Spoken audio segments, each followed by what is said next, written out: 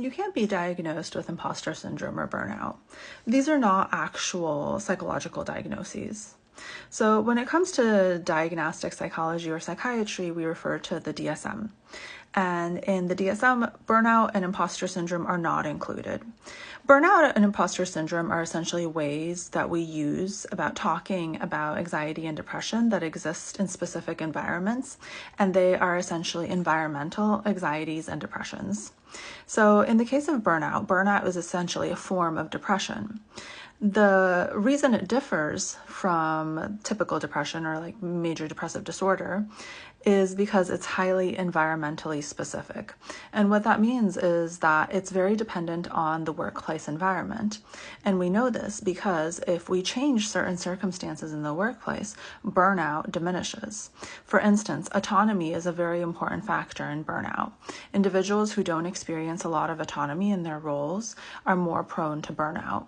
And if we were to increase the autonomy in a role, then we would typically see a decrease in burnout.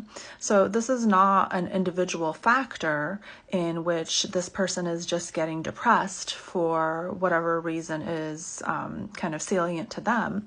This type of depression, in the case of burnout, is highly environmentally specific.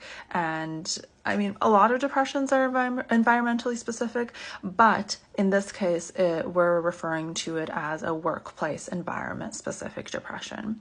And again, in the same case with imposter syndrome is essentially anxiety.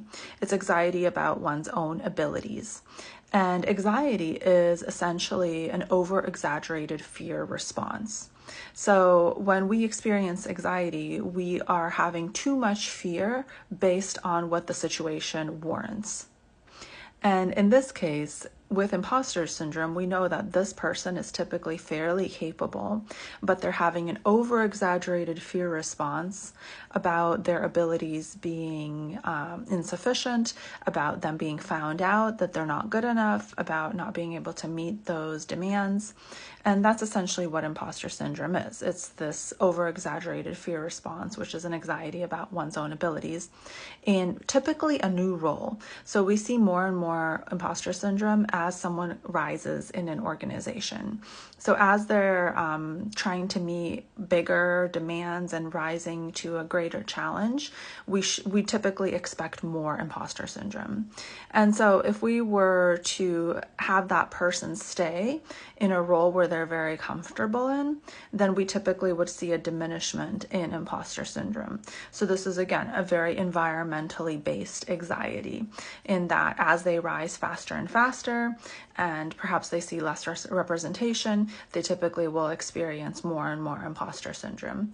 So this is how we can think about imposter syndrome and burnout. These are very important ways that we use about talking about these situations in which an individual experiences depression based on the workplace environment or experiences anxiety based on the workplace environment, but they're not diagnoses, so you can't actually get diagnosed with them.